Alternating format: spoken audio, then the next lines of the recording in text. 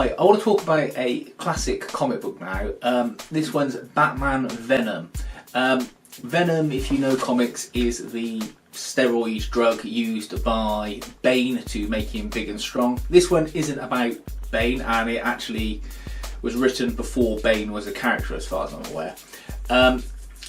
It's quite a renowned story in that it's where Batman effectively can't save a little girl from drowning, isn't strong enough to lift a rock out of a collapsing mine, and therefore gets into a bit of a depression. When he goes to tell her father that he couldn't save her and apologise, her father seems to take it almost too well and informs Batman that he actually is developing a steroid drug himself to improve people, and offers Batman one. Batman comes back the following day, takes the drugs, finds that it improves his performance, and he immediately gets hooked on the drugs. Now, they change his character slightly and he becomes effectively a bro. He just wants to work out all the time, he gives Alfred short shrift, and he gets really high levels of enjoyment from beating up bad guys, and he even goes out without his Batman costume on to do this. Now, all this time, Alfred's sort of watching in the background and gives his notice in because he can't handle the way Bruce is behaving. The good thing up to this point is that there's lots of detective work in the book. Not very often do you get Batman, the world's greatest detective, give a lot of detective work, but this has levels where you see him investigating crimes and looking into things. You see some of his sort of background work being done, which I think is quite a nice touch and quite refreshing. Obviously, Batman then finds out that the father of the little girl who he couldn't save is working with a retired army general, and they're working on getting this drug to have their own private little army in order to clean up the nation. They use Batman's addiction to try and get him to kill Jim Gordon, which he can't do. Batman then locks himself in the Batcave for a month. Alfred has come back at this point because Alfred comes back, he always does.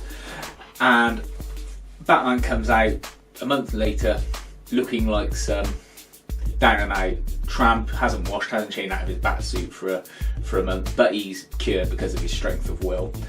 He takes what would seem a couple more months to get strong and get back up to full strength, before going off to find the baddies on the island of Santa Prisca.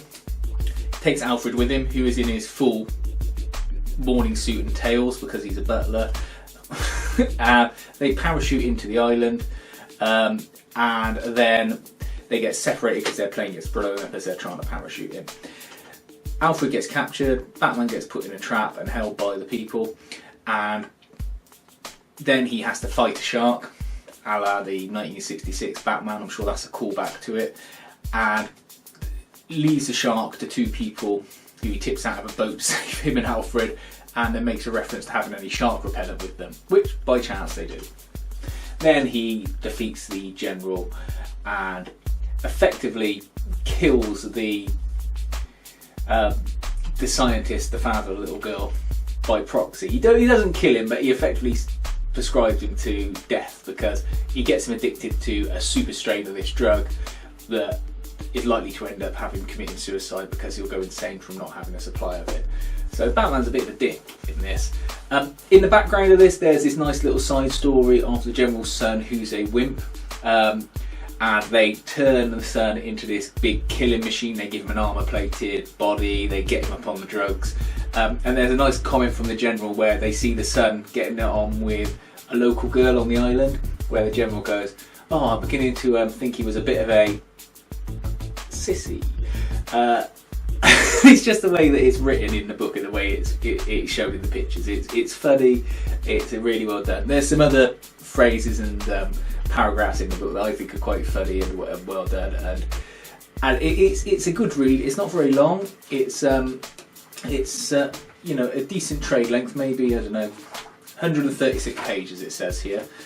It's all very sort of late 80s, early 90s style artwork.